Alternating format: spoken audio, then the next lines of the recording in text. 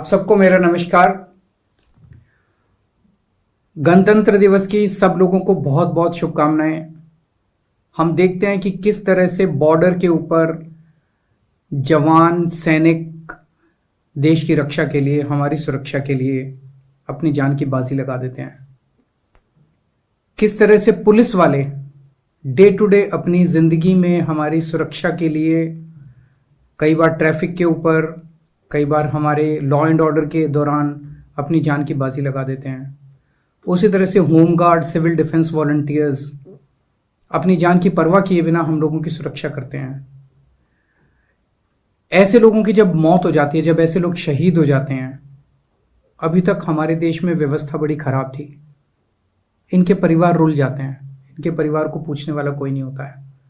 छोटा मोटा सरकार की तरफ से कोई अमाउंट दे दिया जाता था जो इनके परिवार के लिए बहुत कम होता था।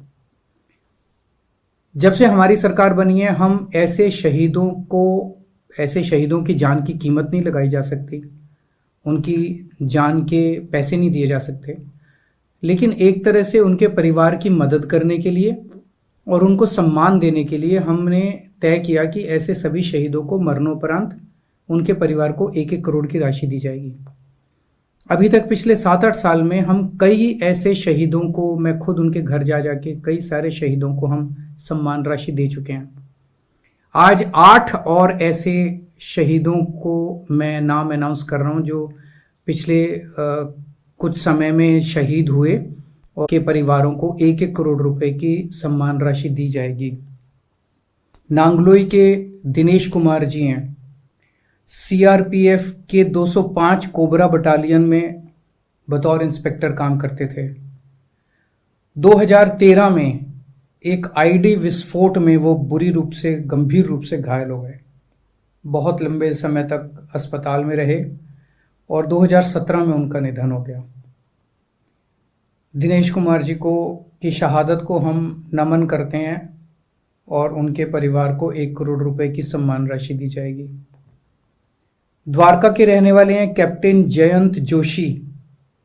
वो सेना में को पायलट थे और पठानकोट के पास उनका हेलीकॉप्टर दुर्घटनाग्रस्त हो गया।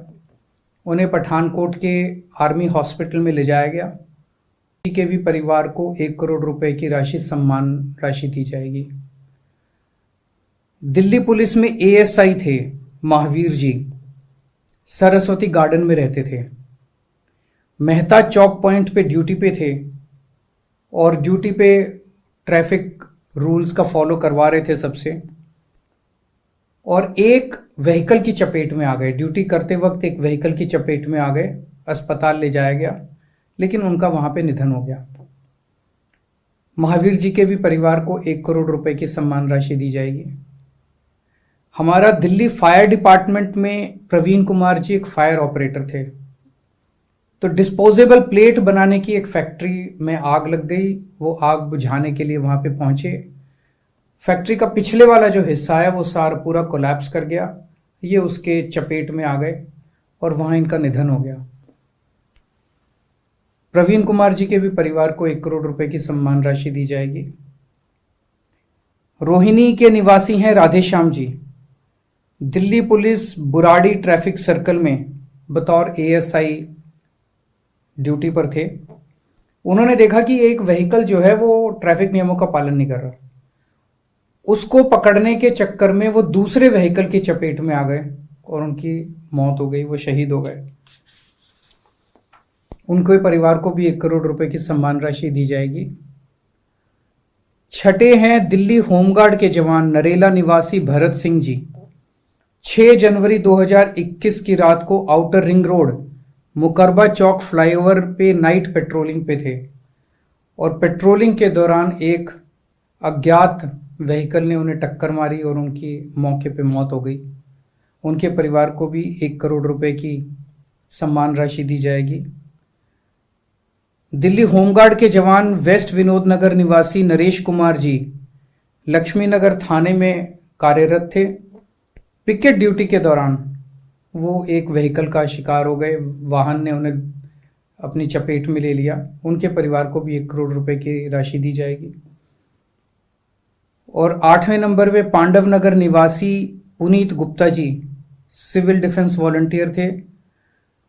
चेकिंग की ड्यूटी के दौरान ढांसा की तरफ से उन्होंने देखा कि एक ट्रक आ रहा है, उसे उन्होंने रोकने की कोशिश की।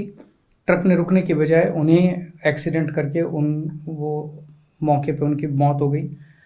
उनको भी 1 करोड़ रुपए की राशि उनके परिवार को दी जाएगी। इन 8 शहीदों को हम पूरे दिल्ली की तरफ से, देश की तरफ से हम इनका नमन करते हैं। भगवान से प्रार्थना करते हैं कि इनकी आत्मा को शांति दे और इनके परिवार को इस हादसे को सहने की शक्ति दे। और इसके अलावा जो भी परिवार को, इनके परिवारों को ज़रूरत होगी, हम हमेशा, दिल्ली सरकार उनके साथ है। नमस्कार।